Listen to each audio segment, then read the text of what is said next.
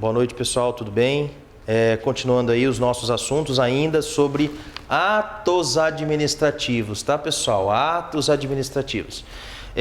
Esse é o nosso último assunto para que nós possamos fazer a nossa avaliação do quarto bimestre, tá? Do quarto bimestre. Nós chegamos aí, né, fechamos o conteúdo do quarto bimestre, tá? Então, nós temos dois temas hoje para tratar, tá? Discricionariedade e vinculação, e outro tema é a extinção dos atos administrativos, que nós já adiantamos na sessão do Zoom que nós fizemos na segunda-feira. Atos administrativos discricionários e atos vinculados, né? Discricionariedade e vinculação, que é a mesma coisa. Então, os atos administrativos, eles podem ser, né, praticados pelos órgãos da administração pública, pelos seus agentes, com fiel demonstração, com fiel cumprimento daquilo que o legislador apontou, daquilo que o legislador confeccionou, daquela previsão, tá, do legislador. Ou os atos administrativos, eles podem ser praticados por agentes, por órgãos, com uma maior flexibilidade, com conveniência e oportunidade. Essa que é a ideia.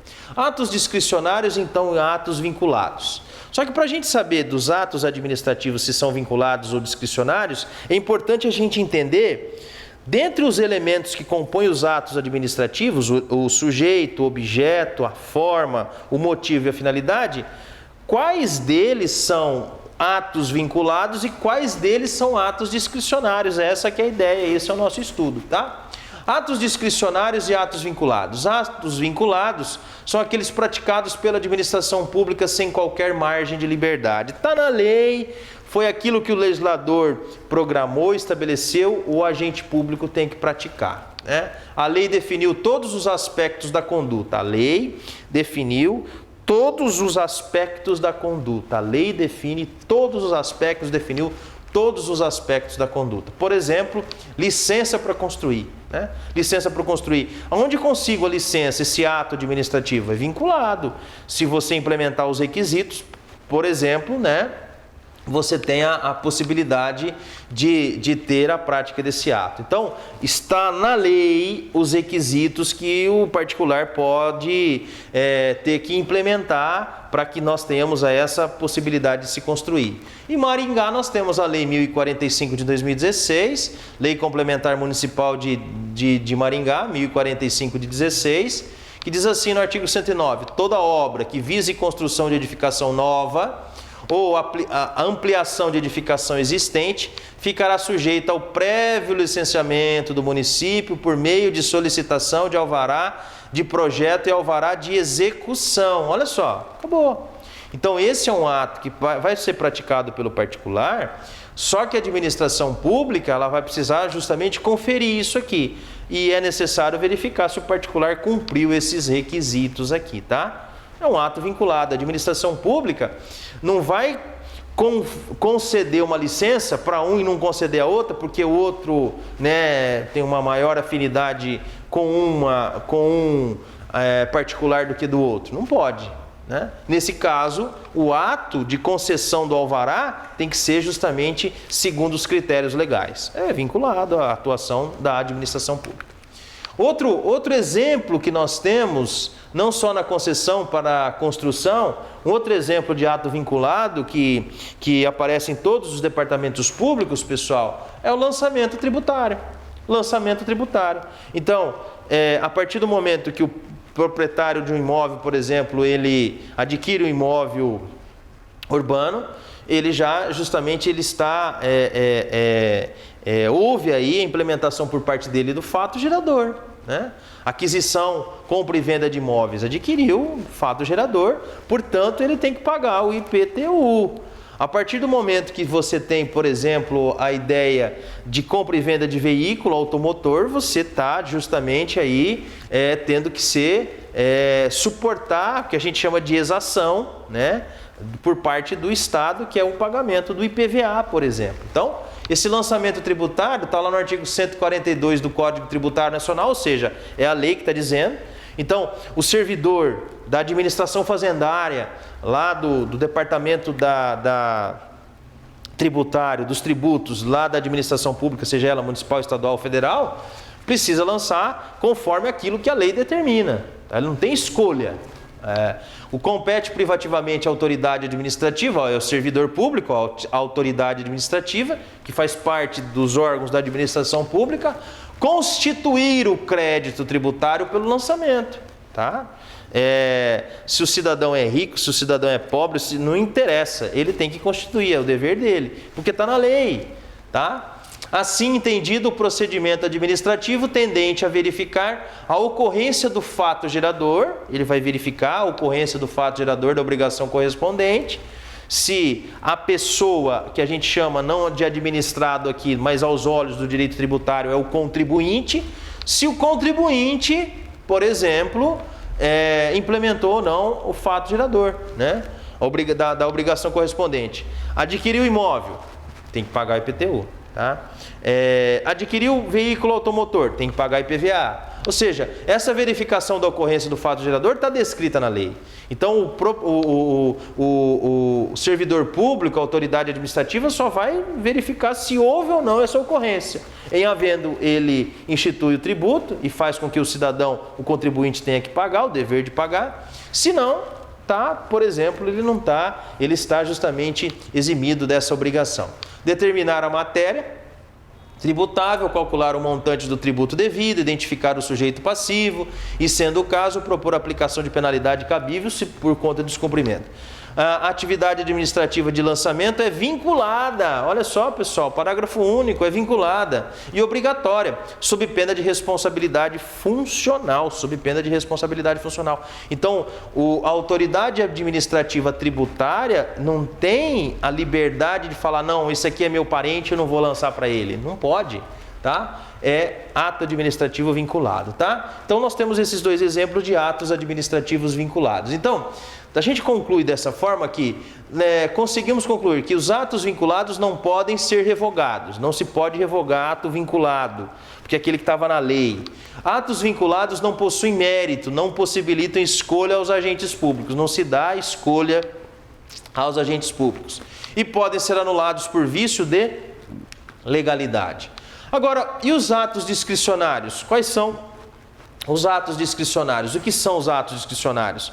São aqueles que a própria legislação deu um pouquinho mais de margem de liberdade pro agente público atuar, né? Então, assim, nós não temos aquela questão específica, fechada, se está na lei tem que fazer, se não está na lei não pode fazer, como nos atos vinculados. Aqui não. Nos atos discricionários, existe uma margem de liberdade para o agente público decidir. Essa que é a ideia.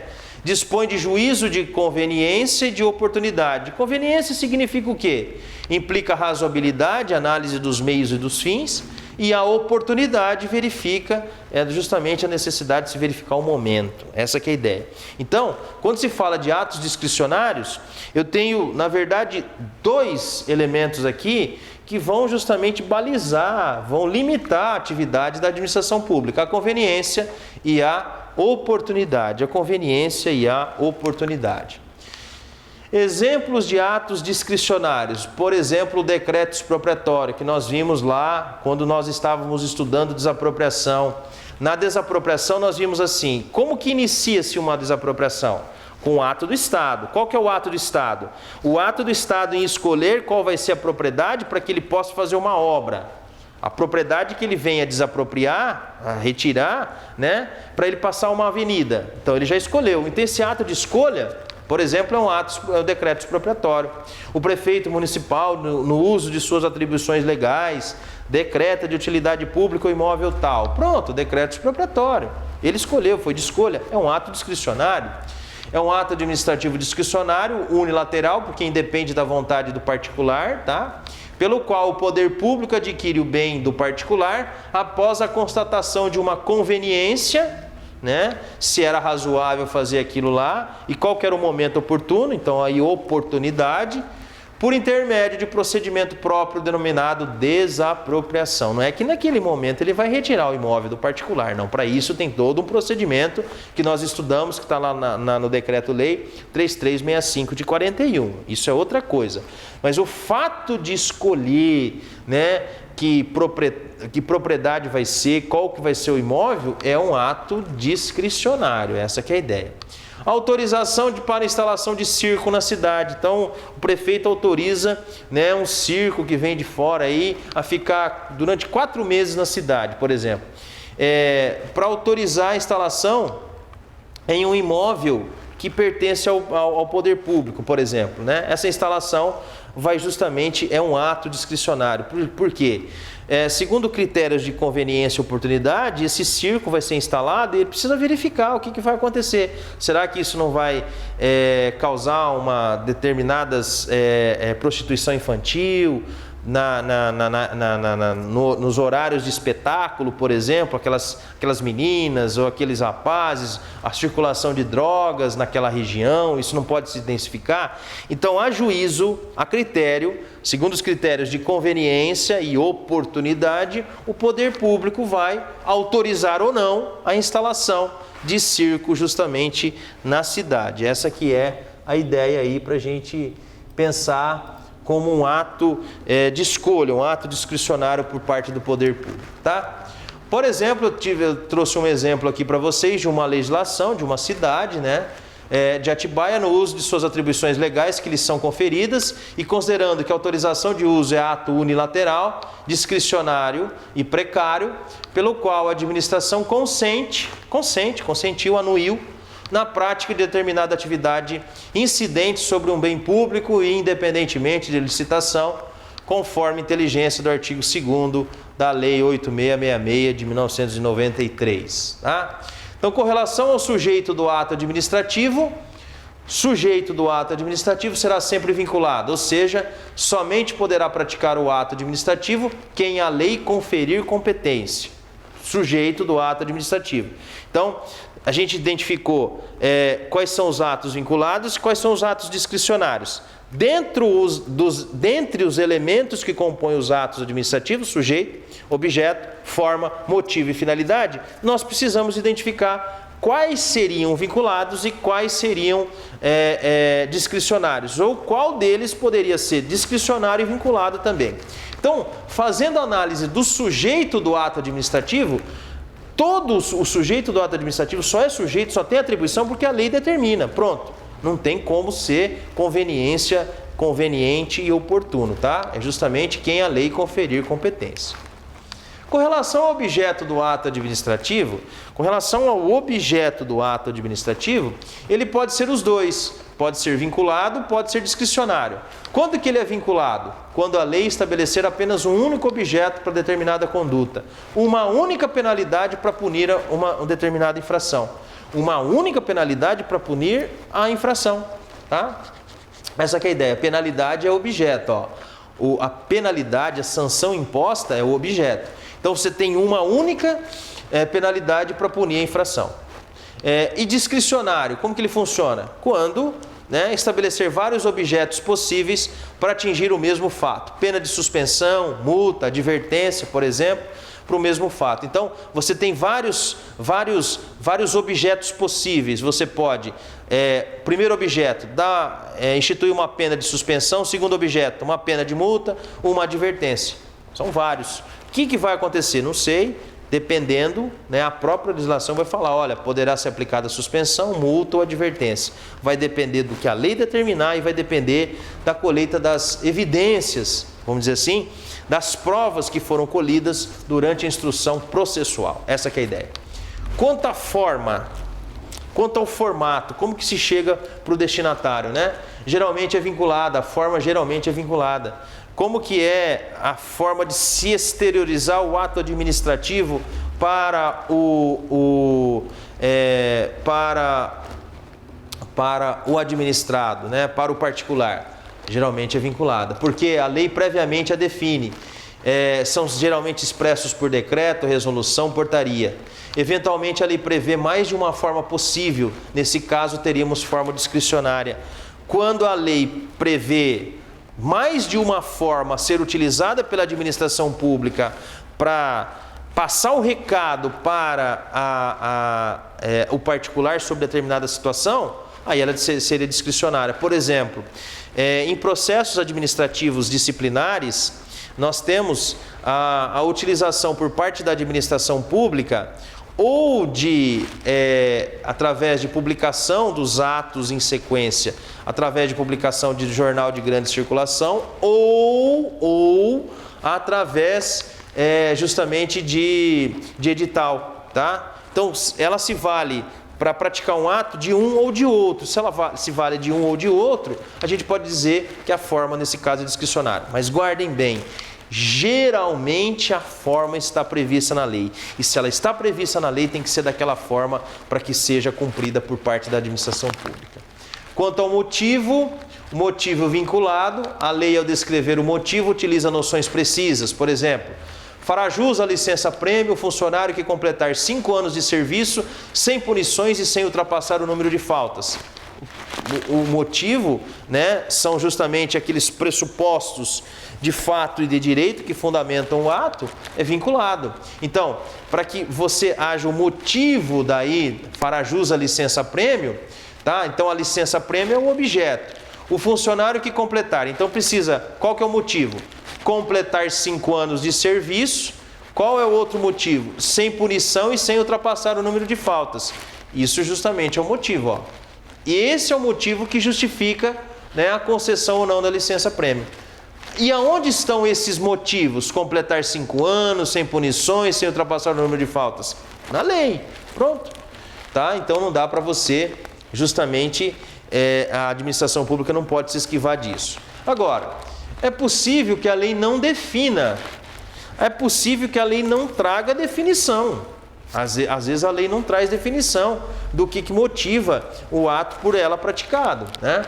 Exoneração de ofício de servidor de encargo de cargo nomeado. Ó, a lei não define exoneração de ofício de servidor de cargo nomeado.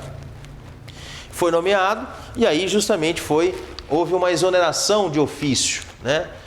Exoneração de ofício, não há necessidade. Por quê? Porque os cargos que são cargos de confiança, cargos que são chamados de comissionados, eles são de livre provimento e de livre exoneração. Não tem que ter motivo para ser justamente desligado. Os servidores que são estáveis, qual é o motivo do desligamento dos servidores estáveis? Por exemplo, o cometimento de uma falta funcional que lhe acarrete um procedimento administrativo que lhe seja conferido contraditório ampla defesa e ou decisão judicial transitada em julgado. São esses 2 casos só. Agora, quando você nomeia um secretário, você pode retirar o secretário a hora que você quiser. Qual que é o motivo? Não sei, não vou com a cara dele mais, pronto, está falando a mesma língua, acabou. É isso, quando a lei não definir a exoneração de ofício de servidor de cargo nomeado. É isso aí.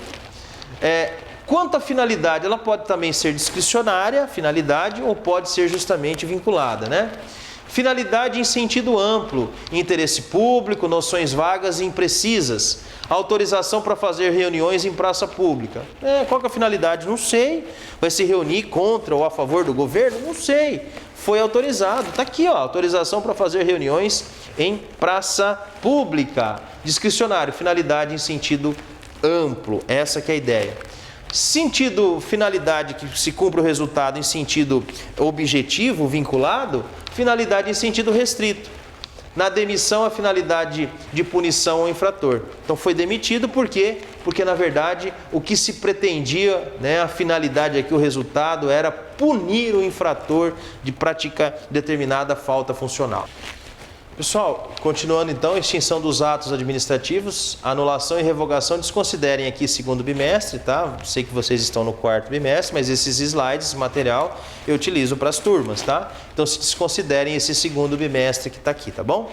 Então, como que os atos administrativos são extintos também? Bom, os atos administrativos podem ser extintos pela anulação, pela revogação. Como que se anula um ato administrativo? É o desfazimento dele. O servidor público fez uma caca, por exemplo, e aí é possível que seja desfeito esse ato. né? Publicação de um edital de licitação sem prever a participação de empresas estrangeiras. Eu quero adquirir pneu para ambulância e coloco no edital só a participação de empresas nacionais. É ilegal isso, porque a lei de licitação diz que é necessário que nós tenhamos o quê? Participação de empresas estrangeiras. Ah, mas lá da China, em 24 horas vai chegar um pneu aqui. Ela tem justamente sucursal aqui, né? Ela tem empresas que representam ela no território nacional e que podem te entregar, tá?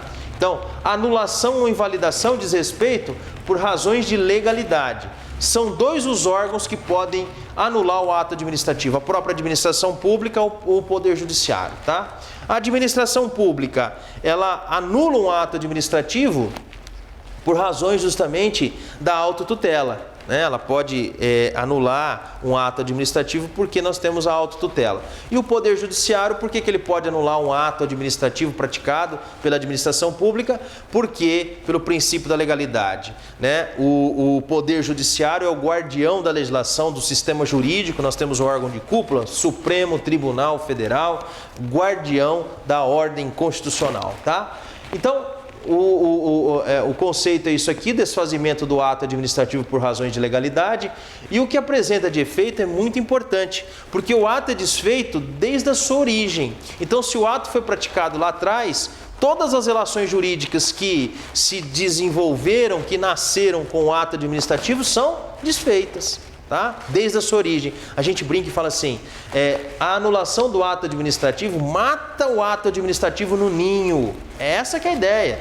É justamente todas, do seu nascimento até o dia do desfazimento, todas as relações jurídicas são desfeitas. Então a gente pode dizer que um efeito é um efeito pretérito. O pessoal do direito gosta de chamar de efeito ex tunc. Tá? Porque o direito em latim tem que ter latim no direito, né? Efeito ex tunc, efeito pretérito, atinge todas as relações jurídicas que foram estabelecidas anteriormente, tá? Retroagirá desde a data da constituição do ato, efeitos são pretéritos, todas as relações jurídicas estabelecidas pelo ato desde a sua constituição serão desfeitas. Órgãos que podem anular o ato administrativo, a própria administração pública e o Poder Judiciário. Se a anulação for realizada pelo Poder Judiciário, o fundamento está embasado no princípio da, como eu falei para vocês, legalidade. O Poder Judiciário é o guardião da ordem legal, do sistema jurídico, da Constituição, da ordem constitucional, né? Artigo 37, caput, primeira figura, olha só, da administração pública. O artigo 37 fala da administração pública e tem como primeira figura a legalidade. A anulação não pode ser realizada pelos órgãos da administração pública. A anulação poderá, ser realizada por órgãos da administração pública nas 3 esferas de governo, federal, estadual, distrital e municipal, pelo princípio da autotutela. Onde a gente encontra o princípio da autotutela? Na súmula 473 do Supremo Tribunal Federal, que fala que toda vez a administração pública poderá anular seus atos quando eivados de vícios que os tornem ilegais. 473 é uma súmula do Supremo Tribunal Federal.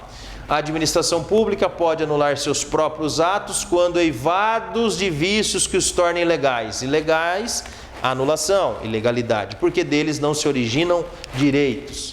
A Lei 9784 de 99 regula também o processo administrativo e diz no artigo 53, a administração deve anular seus próprios atos quando eivados de vícios de legalidade. Essa que é a ideia. A administração pública tem o dever ou faculdade de anular um ato administrativo. A administração pública, quando ela anula um ato administrativo, ela tem o dever ou faculdade? Depende. A professora Maria Silvia Zanella de Pietro coloca 2 situações, né?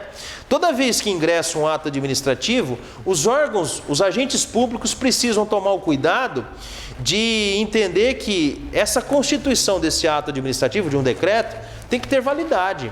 Para que tenha validade, tem que ter a chancela de quem? Do sistema jurídico. Tem que ter a chancela da lei. Então, não é aceitável que um ato jurídico, que um decreto, que um ato administrativo ingresse no ordenamento jurídico e que tenha sido feito à margem da lei, tá? Não é, vamos dizer assim, não é aceitável isso. Mas, Se vamos imaginar que um ato administrativo tenha sido praticado na época à margem da lei e hoje foi verificado que ele tem justamente, que ele é ilegal, o que nós vamos fazer? Nós precisamos fazer justamente, né, a sua anulação. Mas e se ele, ato que foi praticado, ele corresponde justamente a uma gama de direitos de terceiros de boa-fé, né? Ele abarca vários direitos de terceiros de boa-fé.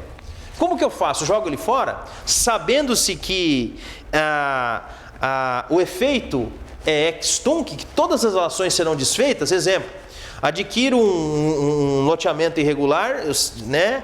Hoje foi verificado pela administração pública que os atos que precederam a sua instituição, a sua venda, a sua alienação, foram todos eivados de vício, de legalidade.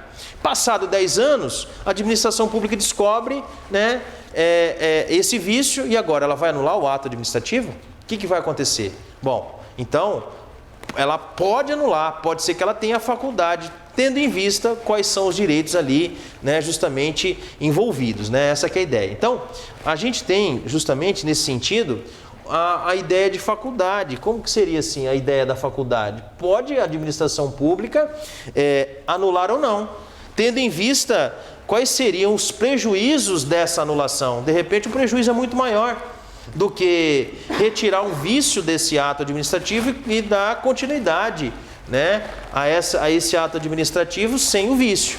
Então, seria faculdade quando, no caso concreto, verifica-se a importância do interesse público se sobrepondo ao princípio da legalidade. Interesse público se sobrepondo ao princípio da legalidade. E eu dei esse exemplo e eu já passei, nós já conversamos com o pessoal da manhã, do pessoal da noite, no Zoom que a gente fez na segunda-feira. Seria assim, seria o caso de um loteamento irregular, que por muitos anos as pessoas adquiriram imóveis e fizeram construções de casas, comércios, etc. E depois verificou-se a ilegalidade da alienação do imóvel público pelo município, né? Lembrando que a alienação de imóvel público deverá obedecer os requisitos do artigo 17 da Lei 8666 de 93. E, nesse caso, não foi verificado pelas autoridades do município a época da alienação, tá? Portanto, tendo em vista a preservação do interesse público das pessoas que adquiriram e que construíram nos imóveis e que estavam de boa-fé, compraram o imóvel na época que estavam de boa-fé, se a administração pública anular a alienação desse imóvel lá atrás, lá na origem, né, teríamos por conta do efeito da anulação, efeito ex tunc, o desfazimento de todos os contratos de compra e venda, bem como a destruição de todas as residências e comércios, o que traria um prejuízo muito maior para o interesse dos proprietários, né? Então, justamente nesse sentido. Por conta disso, nesses casos seria muito mais razoabilidade que a administração pública optasse pela convalidação, que é a confirmação e validade, convalidação, confirma e valida do ato administrativo, né, no caso a alienação, ao invés de anulá-lo, Portanto, pode-se dizer que trata-se de faculdade para os órgãos e agentes da administração pública. Faculdade para os órgãos e agentes da administração pública. Pelos dizeres da Lei 9784 de 99, que regula o processo administrativo, o artigo 53 deve anular seus próprios atos. Né? Isso porque toda vez que os agentes públicos ou órgãos da administração pública praticarem um ato administrativo, o mesmo deverá cumprir o princípio da legalidade com as condições de constituição e validade. Significa dizer que a administração pública precisa justamente estar atenta aos atos que ingressam no ordenamento jurídico por ela praticadas. Ela não pode coadunar, né, aos atos que ingressam à margem da lei. É essa que é a ideia. Agora, se já foi praticado e foi verificado depois, isso envolve o interesse de várias pessoas que estavam à época com boa fé, é temerário você fazer justamente a anulação do ato administrativo, porque ele vai ter um efeito retroativo, tá? Revogação, pessoal. Extinção dos atos administrativos pode ocorrer pela sua revogação. Então aqui eu não vou, na revogação, é só a administração pública que está legitimada a desfazer, vamos dizer assim, o ato administrativo por conta de situações de mérito e não de legalidade. Ó, a extinção dos atos administrativos pode ocorrer pela sua revogação, Revogação é ato administrativo pelo qual a administração pública extingue ato válido, legalmente constituído, pelos critérios da oportunidade e conveniência, ó, pelos critérios da oportunidade e justamente da conveniência. Essa que é a ideia. Apresenta efeitos ex nunc, ou seja, os efeitos das relações jurídicas são desfeitos da revogação para frente. Os efeitos que foram praticados, os atos que foram praticados, as relações jurídicas que foram praticadas até então, são mantidas. Efeitos para o futuro, ex tunc, as relações jurídicas do ato administrativo serão desfeitas a partir de sua revogação. Lembrando que a relação jurídica, ou as relações jurídicas, né, estabelecidas até aqui são válidas. O único órgão legitimado a revogar ato administrativo é a própria administração pública, súmula 473 do Supremo Tribunal Federal. Note bem, ó, exemplo: Poder Judiciário não revoga ato praticado por órgãos ou agentes da administração pública. Poder Judiciário não revoga. Poder Judiciário anula os atos da administração pública. Mas olha só uma observação. O Poder Judiciário pode revogar um ato praticado na sua estrutura. Dentro da sua própria estrutura ele pode. Poderá revogar os atos praticados em sua própria estrutura. Exemplo: o presidente do Tribunal de Justiça do Estado do Paraná revoga ato administrativo que determinava o envio de recursos financeiros para a reforma do prédio do Fórum da Comarca de Luanda. Não vou mais determinar esse envio de recursos, ele vai justamente revogar. Então veja que o Poder Judiciário poderá revogar ato administrativo na sua própria esfera, tá? Essa que é justamente a ideia. Bons estudos, fico à disposição, tá? Muito obrigado, dê uma lida lá e a semana que vem a gente vem com exercícios. Obrigado, gente.